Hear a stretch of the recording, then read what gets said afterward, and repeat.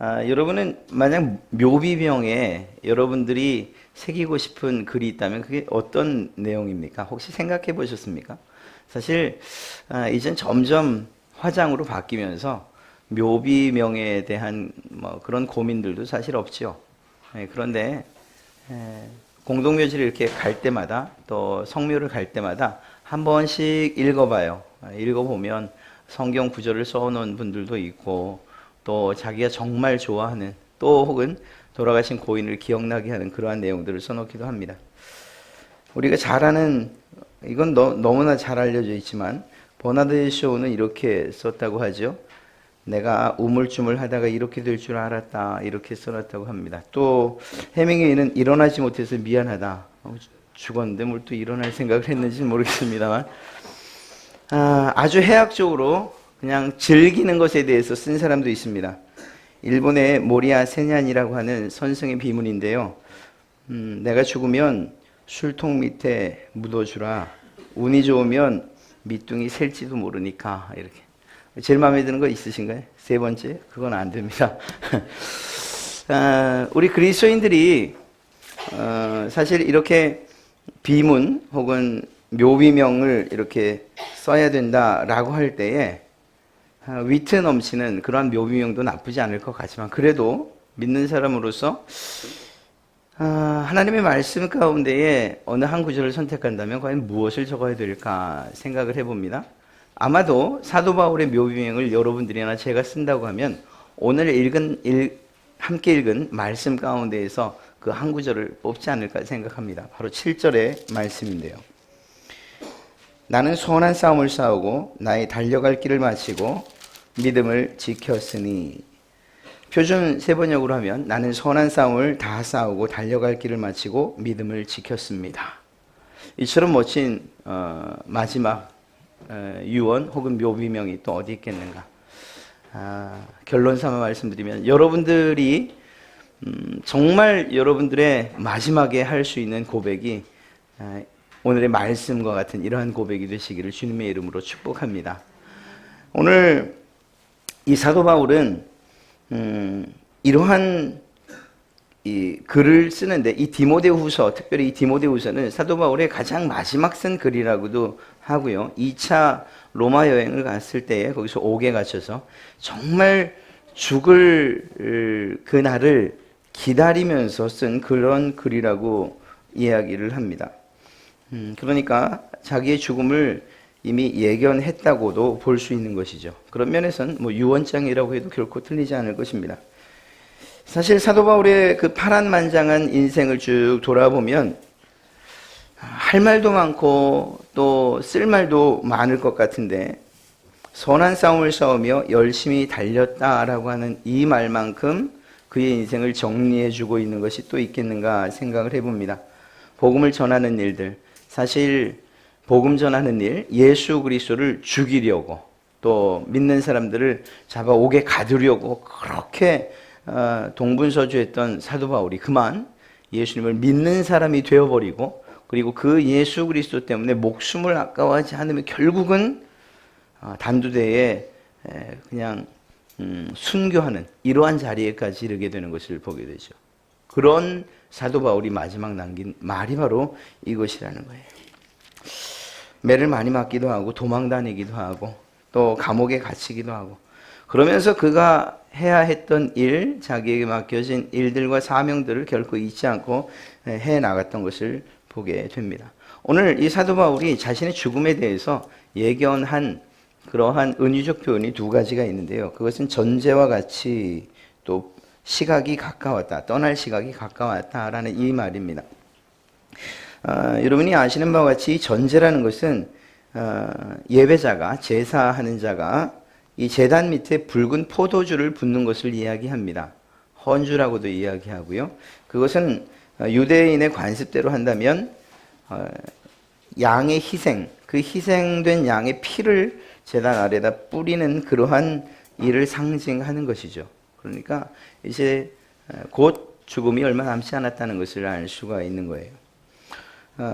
이 기력이 기진하여서 이제 죽게 되는 것. 그러면서도 떠날 기약이 가까웠다. 떠날 시각이 가까웠다라고 하는 이 말을 통해서 사도 바울은 자신의 삶을 정리하고 있다는 것을 우리는 보게 됩니다. 평생 복음을 전하던 그러한 사도 바울이 마지막에 남기는 말이 바로 이것, 달려갈 길을 다 달려갔다는 것, 그리고 그 길을 마쳤다는 것, 선한 싸움을 싸웠다는 것, 그리고 믿음을 지켰다는 것. 이것이 우리에게 얼마나 의미 있는 말일까? 왜냐하면 우리가 아직 이러한 상황이 되지 않았기 때문이죠. 만약 정말로 우리도 사도 바울과 같이 우리의 그 마지막에 대해서 예견할 수 있다면, 그러면 아마도 내가 고백해야 될 말들에 대해서 조금 생각하고 정리하고 하는 그런 시간이 있기는 할 겁니다. 그러나 그런 생각들을 할 만큼 여유가 있지도 않고, 또 그리고 아직은 건강하다고 생각하기 때문에 생각해 보지 않은 것이겠죠.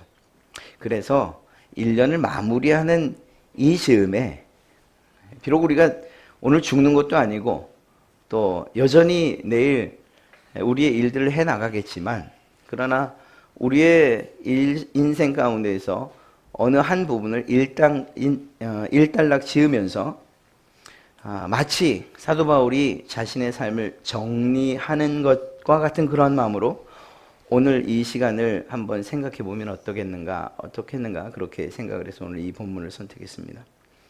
지난 1년을 돌아보면서 여러분들은 과연 어떤 고백을 하나님께 드리시겠습니까? 담대하게 내가 정말 선한 싸움을 싸웠습니다. 내가 정말 달려갈 길을 다 달려갔습니다. 그리고 그 길을 마쳤습니다. 믿음을 지켰습니다. 라는 이러한 고백을 사도 바울과 같이 담대하게 드릴 수 있는 그러한 여러분들이라면 더 말할 나위 없이 기쁘고 행복한 이 시간이 되리라 생각합니다. 그러나 그렇지 않다고 해서 너무 마음이 낙심되거나 그러지는 마십시오. 왜? 하나님께서 주신 은혜로 우린 다음 한 해를 다시 또 시작하게 될 것이기 때문입니다.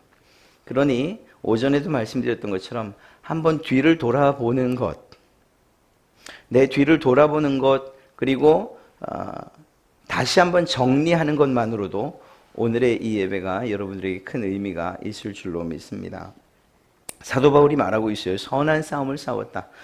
이 싸움에 대해서 군사적인 싸움을 이야기하기도 하고요. 어떤 사람들은 그러나 대부분의 사람들은 이 운동 경기에서의 싸움을 표현하고 있다라고 이야기를 하고 있습니다.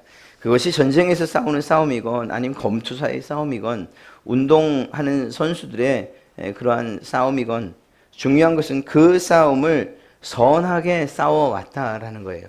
사실 사도 바울의 삶을 볼 때에 일방적으로 당하는 일들이 너무 많았어요. 아니 대부분의 삶이 그랬어요. 예수님을 믿는다는 것 때문에 매맞고 쫓겨다니고, 그리고 굶고 파선당하고 옥에 갇히고 모함을 당하고, 다 큰 사람이 광주리에 매달려서 성을 도망쳐야 했고, 그러니까 사도 바울의 입장에서 보면 이렇듯이 딱히 싸웠다고 할 만한 내용이 없어요. 그럼에도 불구하고 사도 바울은 자기의 인생을 싸웠다라고 이야기하고 있습니다. 도대체 무엇에 대한 싸움일까요? 복음을 전하려는, 또 전하게 하신 그 사명을 지켜가고 또 그 사명대로 살려는 사도 바울의 그 모습에 대한, 그리고 그의 그 열정에 대한 사단과의 싸움 아니었겠는가 하는 생각을 해봅니다. 그렇죠. 얼마나 많은 방해가 있었습니까? 유대인들의 방해, 또 이방 학자들의 방해, 교회 안에 들어온 이단들의 방해, 그것이 정말 눈에 그렇게 드러나는 싸움, 실제적으로 눈에 아주 확 드러나는 싸움이었지만, 칼을 들고 하는 싸움은 아니었지만 그보다 더 심각한 교회의 존망을 좌지우지하는 그런 싸움이었다는 거죠. 그리고 무엇보다 자기에게 주셨던 그러한 이방인들에 대한 전도, 그리고 또 그들에게 복음을 증거하는 이 일에 있어서 자신을 전투사로 부르셨다는 것, 영적인 이 군사로 부르셨다는 사실을 사도 바울이 고백하고 있어요. 그런 면에서 세상 사람들이 볼 때에는, 우리가 볼 때는 이렇게 힘들고 어렵게 쫓겨다니고 도망다니고 일방적으로 당한 것 같은데 뭘 싸웠다고 이야기하는가라고 말할 수 있지만, 그러나 사도 바울은 선한 싸움을 싸웠다고 고백하면서 우리 그리스도인의 싸움이 어떠해야 하는가에 대해서 분명히 이야기해 주고 있습니다. 여러분들 가운데 혈기 없는 사람이 없고 또 손해보는 것에 대해서 좋아하는 사람이 어디 있겠습니까? 그리스도인도 마찬가지죠. 그러나 우리의 싸움이 그저 세상 사람들이 자신의 이익을 따라 싸우는 그런 싸움이 아니고 우리의 싸움 앞에는 이 두 글자 선한이라는 이 글자가 붙어 있다는 거예요. 우리의 싸움이 그래야 된다는 것이고, 그런 면에서 사도 바울은 우리에게 아주 훌륭한 모델의 그런 싸움의 모델을 보여주고 있다는 것이죠. 복음에 대해서는 결코 지지 않지만, 그러나 다른 모든 면에 있어서는 오히려 용납하고 양보하고 이해하고 돕고 하는 이러한 모든 일들.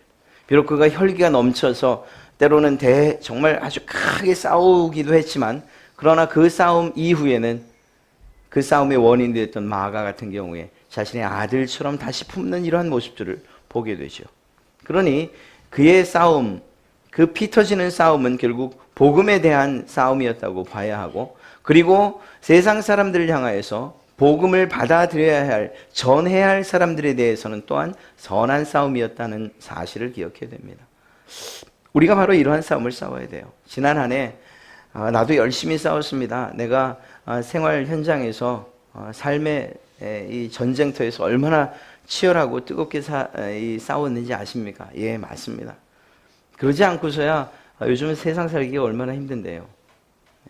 그럼에도 불구하고 제가 여러분들이 매 주일마다 혹은 예배의 시간마다 하나님 앞에 나와서 또 다시 싸울 수 있는 힘을 달라고 기도하던 것 제가 기억합니다. 그리고 여러분들의 싸운 그 싸움이 선한 싸움이었다라고 제가 감히 증언할 수 있습니다.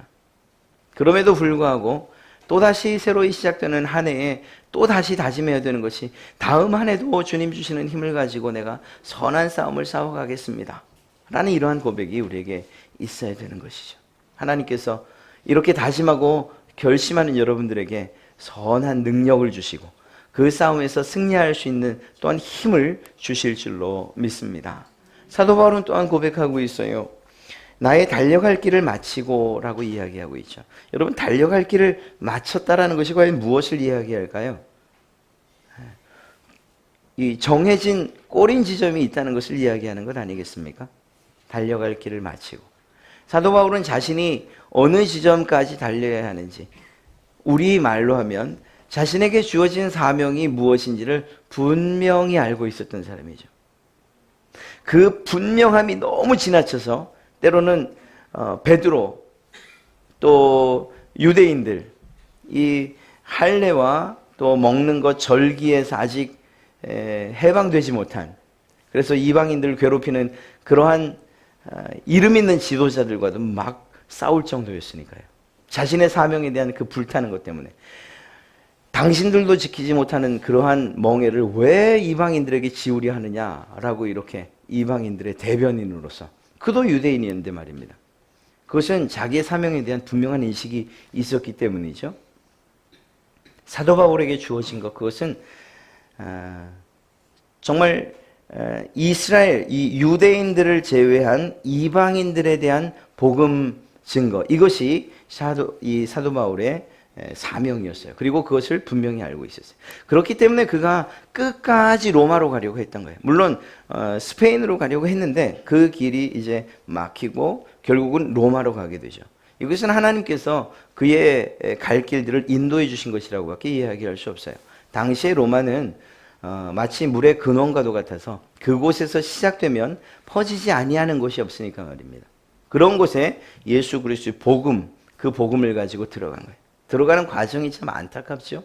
우리가 흔히 생각할 때는 하나님께서 이 사도 바울에게 맡기신 사명을 잘 감당하기 위해서 힘도 주시고 능력도 주시고 때로는 지위도 주시고 또 권세도 주시지 않겠는가라고 기대했는데, 안타깝게도 안타까운 일은 아니지만 안타깝게도 그가 로마에 도착했을 때는 죄인의 몸으로 갔어요.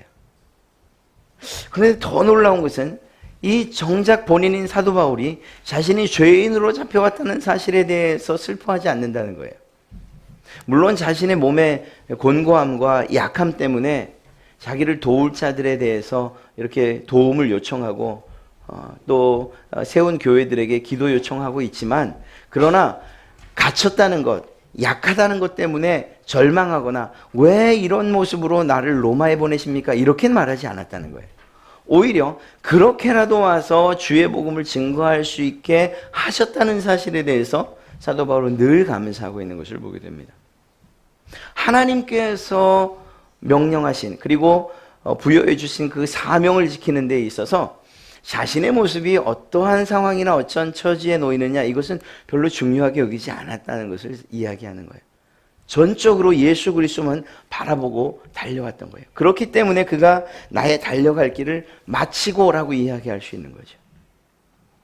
이방인들을 향하여서 복음을 증거하는 이 사명 내게 주셨고, 내가 그 복음 전도, 이방인들을 향한 복음 전도의 길을 열심히 달려서 이제 마치는 때가 됐습니다. 이렇게 고백하고 있는 것입니다.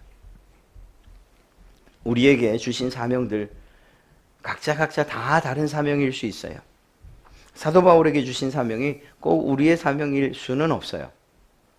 하나님께서 주시는 은사도 다르고 여러분들을 향한 계획도, 그리고 여러분들을 사용하시는 방법도 다 달라요. 완전히 다 다를 수도 있어요. 그런 상황 가운데서 우리가 뒤를 돌아보면서 해야 될 일들이 무엇이겠는가 생각해 보면, 지난 한 해 하나님께서 내게 주신 사명, 또 내게 맡겨주신 일들에 대해서 내가 정말 이 사도 바울의 고백처럼 내가 달려갈 길을 열심히 달려서 드디어 골인했습니다 라고 하는 이 말을 할 수 있겠는가? 혹시 막 달리다가 중간에 너무 힘들어서, 아니면 더 좋게 보이는 곳이 있어서 달리고 싶지 않아서 너무 힘들어서 혹시 그 자리에 머물러 서 있지는 않았는가? 이러한 정도는 우리가 한번 돌이켜 봐야 돼요. 앞서 말씀드렸던 것처럼 참 감사한 것은 다시금 우리를 출발선에 세우셨다는 거예요. 이제 다음 한 해도 하나님이 요이 땅 하면 우린 달려가기 시작해야 돼요. 우리에게 주신 사명들을 들고서 달려가기 시작해야 돼요. 다음 한 해 이 시간이 됐을 때 이 사도 바울의 고백처럼 내가 지난 한 해 달려갈 길들을 열심히 달려 드디어 골인했습니다. 하나님 주신 사명을 잘 감당했습니다 라고 그렇게 고백할 수 있는 그러한 믿음의 성도들 여러분들 되시기를 주님의 이름으로 축복합니다. 마지막에 이야기하는 것이 바로 믿음을 지켰다라고 하는 말입니다. 선한 싸움을 싸우고 달려갈 길을 마치고 믿음을 지켰다. 이 믿음을 지킨다는 것이 얼마나 어려운 일이겠습니까? 특별히 유대인으로서 이방 사람들에게 복음을 전하는 것도 어려운 일이었는데, 안타깝게도 같은 동족인 유대인이 이방인의 지역에 세운 교회에 들어와서 사도 바울을 때로는 음해하고, 때로는 그의 사도성을 부인하고, 때로는 자신들의 이단됨을 가리우며 오히려 사도 바울 이단처럼 취급하는 이런 일들이 일어났어요. 안타까운 것은 앞서 말씀드린 것처럼 유대인들의 지도자, 유대 그리스도인들의 지도자들도 사도 바울과 때로는 이러한 율법에서 부딪히는 점들이 있었어요. 믿음을 지킨다는 것이 얼마나 어려운가 하는 것을 이야기하고 있는 거예요. 특히나 사도 바울이 유대인이었다는 사실, 무엇보다 예수 그리스도를 믿는 사람들을 죽이던 사람들, 옥에 가두던 그런 사람이었다는 것을 생각하면 사도 바울이 자신의 믿음을 드러내고 또 그 믿음을 한결같이 지켜나가는 이 일이 얼마나 어려웠겠는가 하는 이러한 생각을 해볼 수가 있습니다. 정신적이고 또한 심적인 고통뿐만 아니라 실제적으로 당하는 고통들도 너무 많았죠. 믿음을 포기하게 하는 일들, 수없이 많이 돌아다니는 일들과 고통당하는 일들, 굶는 일들과 헐벗는 일들, 정말 죄인처럼, 죄인이 아님에도 불구하고 죄인처럼 맞아야 되는 이러한 상황들, 나 안 믿겠다라고 하면 그러면 끝날 일들인 것을, 그러나 끝까지 그 믿음을 지키기 위해서 자신의 모든 환경과 또한 자기가 감당해야 될 것들을 다 감당해 나가고 있는 모습, 그리고 그 마지막에서 내가 끝까지 믿음을 지켰습니다 라고 고백하는 이 사도 바울. 사실 우리 작년에 우리 에스더 여전도회와 함께 이제 가을 여행을 다녀왔잖아요. 갔다 왔을 때 그때 이제 염산 교회를 갔습니다. 제가 늘 말씀드리던 거기도 마찬가지야. 77명이나 되는 한 교회 성도들과 목사님들이 그렇게 순교를 당할 수 있었던 것 무엇인가? 정말 굴비 꿰는다고 하나요? 그렇게 끌려가서 수문에서 그냥 밀어서 죽이고 떠오르면 총으로 혹은 대창으로 찔러서 죽였던 그 일들, 그런 일을 당하면서도 그들이 지켰던 게 무엇이냐? 믿음을 지키기 위해서 그런 일들을 당했던 거죠. 오늘날 우리에게 이런 일이 없으니까 믿음 지키는 일이 쉽냐? 사실은 그렇지 않아요. 어쩌면 더 어려운 상황인지도 모릅니다. 차라리 총칼을 들고 여러분에게 믿을래 말래라고 하면 차라리 믿고 빨리 하늘나라 가면 되죠. 제가 말씀드리잖아요. 그냥 최악의 하늘나라 가는 건데요. 뭐. 그런데 그것이 아니고 그냥 너무나도 편안하게, 그리고 우리의 정말 온갖 쾌감을 다 자극해 가면서 예수님을 부인하게 혹은 그 믿음을 배반하게 하는 이런 일들이 너무나도 많이 일어나고 있잖아요. 문화적으로 또 혹은 이 조직적인 어떤 그러한 기관들이나 혹은 법, 이러한 일들을 통해서 말입니다. 믿음을 지키는 일들이 쉽지 않은 시대라는 거예요. 편안하게 성경책 끼고 교회 다니는 것 같지만, 그러나 정말 하나님께서 기뻐하시는 믿음을 지켜나가는 일이 그렇게 쉽지 않다는 거예요.